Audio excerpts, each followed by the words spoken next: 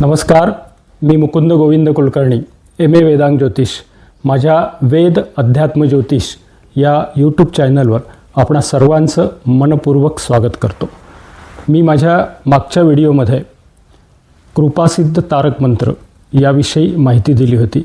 आपण बघितलेलीच असेल. ज्यांनी बघितली नाही त्यांनी माझ्या मागील व्हिडिओची लिंक डिस्क्रिप्शनमध्ये दिलेली आहे. तो व्हिडिओ आपण नक्की बघावा. आता आजच्या व्हिडिओमध्ये आपण बघणार आहोत की हा जो तारक मंत्र आहे हा बरेच जण म्हणत असतात.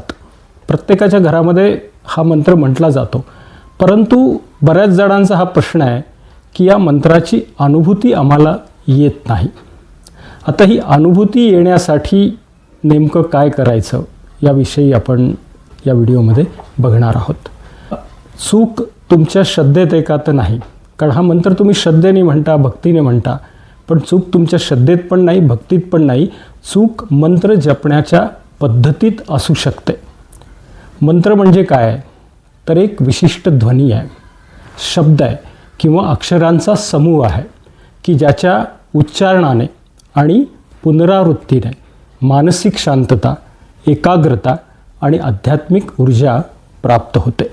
आणि या ऊर्जेमुळेच आपण आपल्या समस्या योग्य प्रयत्नाने सोडवू शकतो. पण प्रत्येकाची समस्या सारखी असते का? नाही.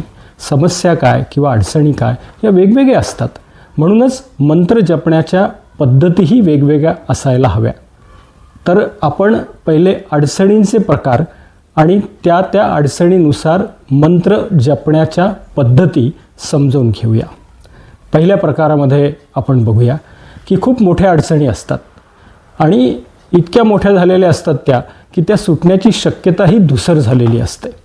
त्यामुळे मनामध्ये नैराश्य येतं आणि आपण काय केलं म्हणजे अडचण सुटेल या संदर्भामध्ये आपल्याला खूप त्रास होत असतो. तर मग यासाठी आपण काय करायचं म्हणजे मोठ्या अडचणींसाठी आपण तारक मंत्राचं पठण कसं करावं, तर त्यासाठी आपण पहाटे ब्रह्ममुहूर्तावर उठावं. ब्रह्ममुहूर्त म्हणजे पहाटे 5 वाजता आपल्याला उठावं लागेल. उठल्यानंतर प्रथम आपण स्नान करावं.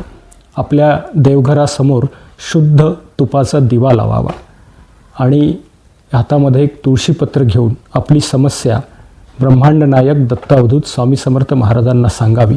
ते तुळशीपत्र त्यांच्या चरणावर वाहून द्यावं आणि शांत चित्ताने तारक मंत्राचं पठण करावं.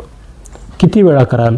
1 वेळा, 2 वेळा, 3 वेळा, जेवढं आपल्याला जमेल तेवढ्या वेळा आपण तारक मंत्राचं पठण करावं. प्रकार दुसरा आपण तिकडे वळूया. अडचणी आहेत परंतु त्या सुटायला उशीर होतो आहे. ज्या वेळेत त्या सुटायला पाहिजे त्या वेळेत त्या सुटत नाही आणि त्यामुळे आणखीन अडचणी निर्माण झाल्या आहेत. त्या नवीन अडचणी आणि जुन्या अडचणी दोन्ही एकत्र आल्यामुळे आपल्याला त्रास होतो आहे. अशा वेळेस आपण तारक मंत्राचं पठण कसं करावं, तर यासाठी माध्यान्हाची वेळ महत्त्वाची आहे. माध्यान्हाची वेळ म्हणजे दुपारी 12 ते 1 या वेळेत कोणाला अन्न द्या, भुकेल्याला मदत करा, पशुपक्ष्यांना काहीतरी खायला द्या किंवा गाय असेल, कुत्रा असेल, मांजर असेल यांनाही खायला देऊ शकता. आणि त्यानंतर आपल्या देवघरामध्ये उभं राहून तारक मंत्र म्हणा. हा किती वेळा म्हणायचा, तर जेवढा वेळ आपल्याला शक्य आहे तेवढ्या वेळा आपण तो म्हणू शकता. प्रकार 3 कडे आपण वळूया. सामान्य अडचणी असतात, फार मोठ्या गंभीर अडचणी नसतात. संभाव्य अडचणींबद्दल थोडी समस्या असते, म्हणजे भविष्यात काही अडचणी निर्माण होणार आहेत आणि त्या कशा सोडवाव्यात याविषयी कधीकधी आपण काळजीत असतो.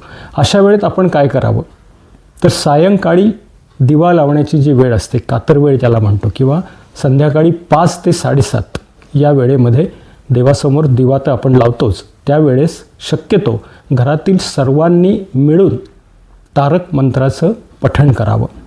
आपण एकत्र बसून तारक मंत्राचं पठण करावं. यावेळेस जर आपल्याला जमलं नाही तर आपण जेवण करण्याच्या अगोदर म्हणजे रात्रीचं जे जेवण करतो त्याच्या अगोदर सगळे मिळून तारक मंत्राचं पठण करावं. अशा पद्धतीने जर आपण पठण केलं तर आपल्याला आपली अडचण सुटायला निश्चितपणे एक ऊर्जा प्राप्त होईल आणि या मंत्राची अनुभूती नक्की येईल. शेवटी एकच, श्रद्धा ठेवा पण पद्धत योग्य ठेवा. असो, श्री स्वामी समर्थ. आपल्याला हा व्हिडिओ कसा वाटला या संदर्भामध्ये आपण कमेंट्स करू शकता. लाईक करा, शेअर करा आणि माझ्या चॅनलला आपण सबस्क्राईब करा ही नम्र विनंती.